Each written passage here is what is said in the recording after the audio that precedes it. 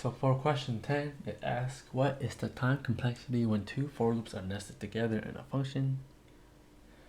And the answer is red, which is O of n squared.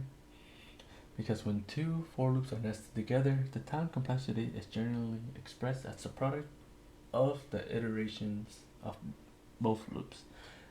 Because if both loops, or if the loops iterate n times, the overall time complexity should be big O of n squared. So let's say we have two for loops. Say for the first we'll name it I, and the second we'll name it J.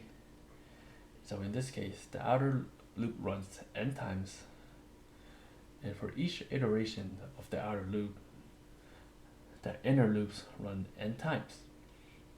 The total number of iterations in the product of the two loops results in n squared, because we have two n's, and each time it runs, the index of those numbers increases as each loop goes on and on and on. So it is also important to note that the body of the loop contains the same constant time operations. So if the operations within the loop have a time complexity that depends on the size of the input, then the overall time complexity might be different. But generally, it would be when two for loops are nested together, it should be big O n squared.